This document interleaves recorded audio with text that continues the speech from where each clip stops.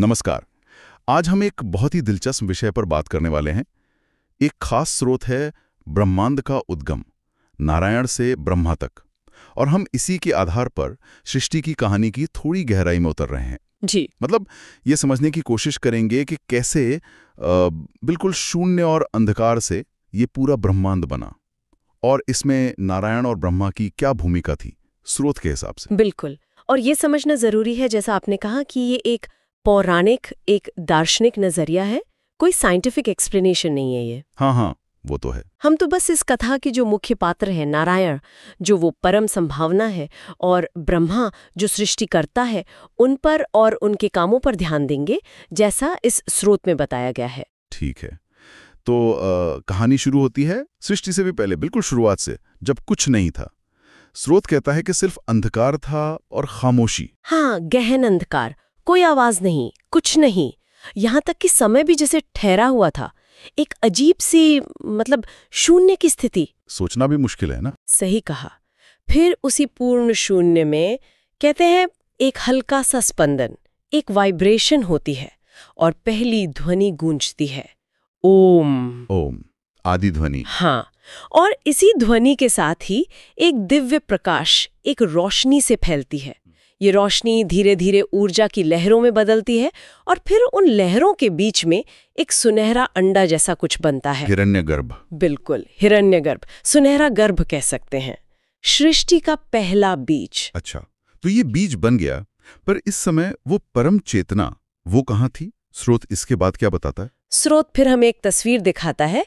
एक विशाल ब्रह्मांडीय सागर है, क्षीर सागर, और उस पर शेषनाग हैं। हाँ, शेषनाग। और उन पर? उन्हीं शेषनाग की शैया पर लेटे हैं भगवान नारायण, योग निद्रा में। योग निद्रा मतलब सो रहे हैं? सोना नहीं कह सकते, ये एक तरह की सचेत नींद है, एक एक्टिव रेस्ट, जहां सृष्टि की सारी संभावनाएं, सारा पोटेंशियल उन्हीं में सिमटा हुआ है। बिल्कुल शांत, स्थिर अवस्था है ये।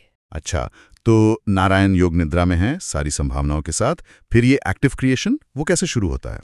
फिर स्रोत बताता है कि नारायण की नाभि से, उनके नेवल से एक सोने का कमल उगता है ऊपर की तरफ। नाभि से कमल, ये तो काफी सिंबॉलिक है। हाँ, जीवन के स्रोत का प्रतीक है।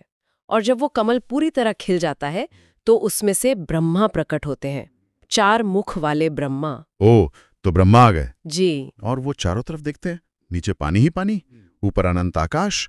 और तब उनके मन में पहला सवाल उठता है, मैं कौन हूं?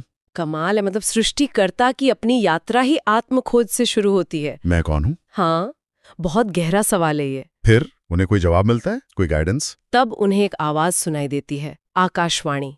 नारायण का ही स्वर होता है वो, जो कहता है, तपस्या करो। मतलब ध्यान करो, चिंतन करो। तपस्या करो। हाँ। ब्रह्मा फिर ज्ञान के लिए प्रार्थना करते हैं और गहरे ध्यान में चले जाते हैं। और उस ध्यान में क्या होता है? ध्यान की गहराई में वही आदि ध्वनि, ओम, उन्हें फिर से सुनाई देती है।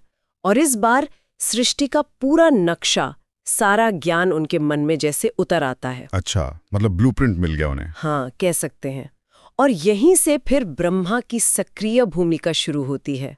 वो सृजनकर्ता बनते हैं। तो अब क्रिएशन शुरू होता है।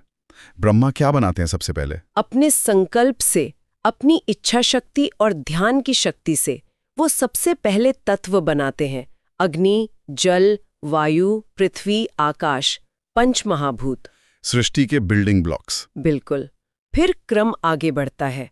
वो सूर्य, चंद्रमा, तारे, नक्षत्र, इन सब को आकाश में उनकी जगह पे स्थापित करते हैं। फिर धरती पर आते होंगे। हाँ, फिर पृथ्वी पर नदियां बहने लगती हैं, पहाड़ बनते हैं, पेड़ पौधे उगते हैं, एक पूरी व्यवस्था तैयार होती है। और जीवन, जीव जंतु। हाँ, उसके बाद पशु पक्षी, पानी में रहने वाले जीव, जमीन पर चलने वाले जीव, ये सब प्रकट होते हैं। स्रोत में इसका जिक्र है। एक पूरा इकोसिस्टम बन गया। जी। और सिर्फ ये भौतिक दुनिया नहीं, ब्रह्मा 14 लोकों की भी रचना करते हैं। स्वर्गलोक, भूलोक, पाताल लोक, और इनके बीच के भी कई स्तर। 14 लोक, अच्छा। और देवता, ऋषि, असुर वगैरह? हाँ, वो भी। फिर अलग अलग तरह के प्राणी आते हैं।